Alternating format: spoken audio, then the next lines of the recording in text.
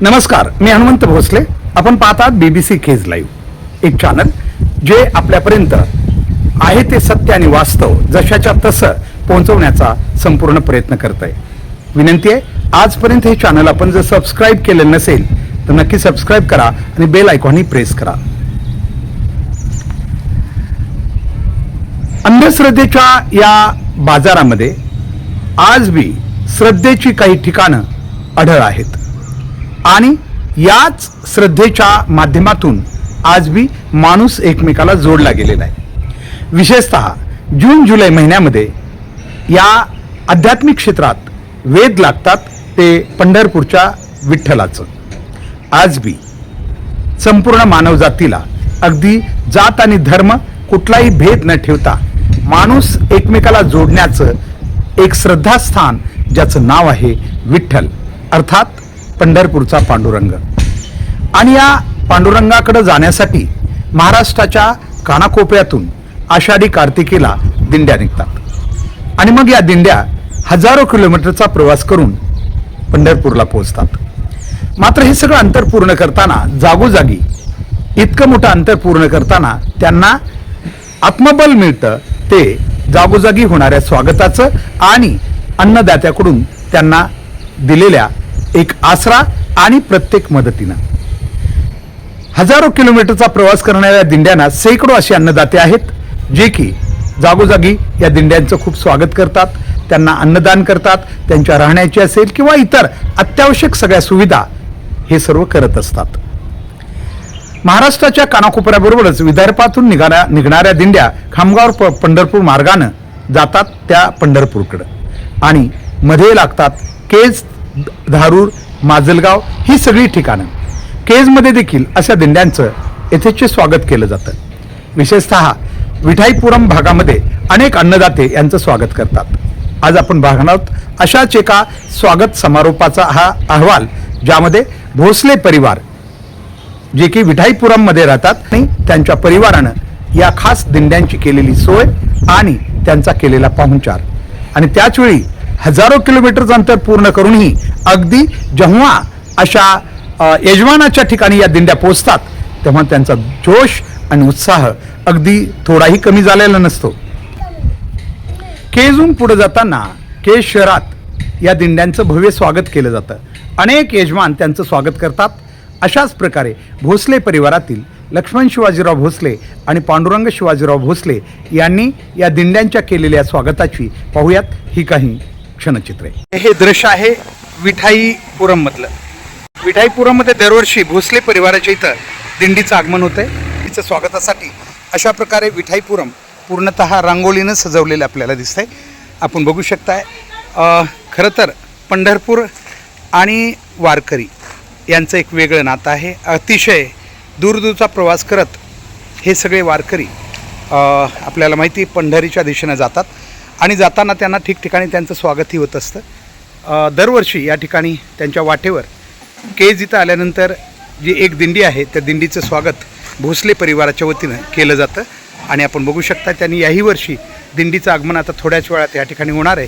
मात्र अद्याप झालेलं नाही. मात्र या ठिकाणी अतिशय परिश्रम आणि मेहनतीनं रांगोळ्या काढलेल्या आहेत.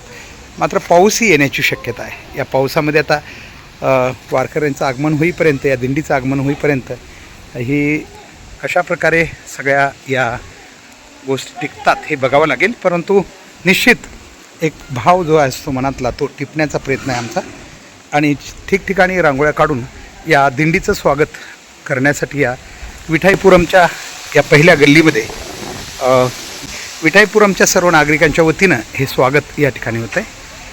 पण तत्पूर्वी येथील महिलांनी आणि संपूर्ण कलाप्रेमी नागरिकांनी या ठिकाणी आपण पाहतोय की सुंदर अशा रांगोळ्या काढून या दिंडीचं स्वागताची तयारी केली आहे.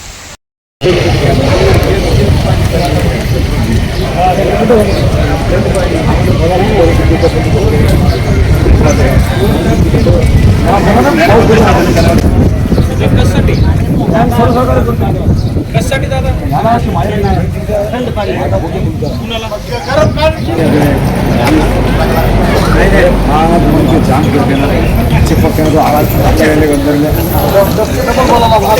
पाणी नाही देणार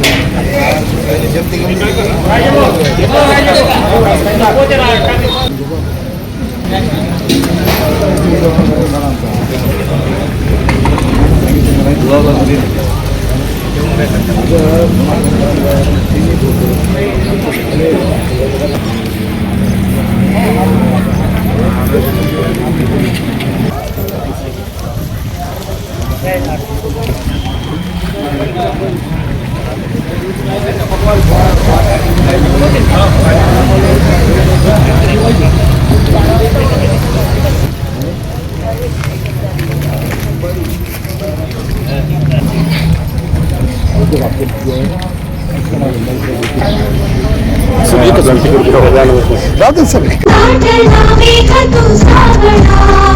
मस्तकी चंदना काटिया लेऊनी तुळशी माळा गळाया आहसी वाटत्या राहुळा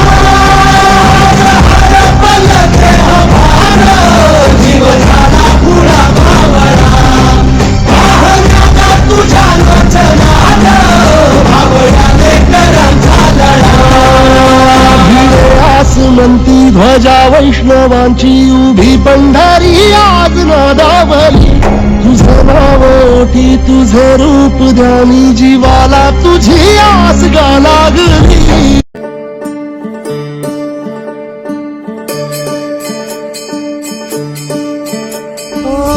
दिव्य सोहळा पाहून डोळा देह हा माऊली माऊली झाला रंगी रंगला जीव दंगला भुवरी आनंदी आनंद झाला दिव्य सोहळा पाहून डोळा देह हा माऊली माऊली झाला रंगी रंगला जीव दंगला भुवरी आनंदी आनंद झाला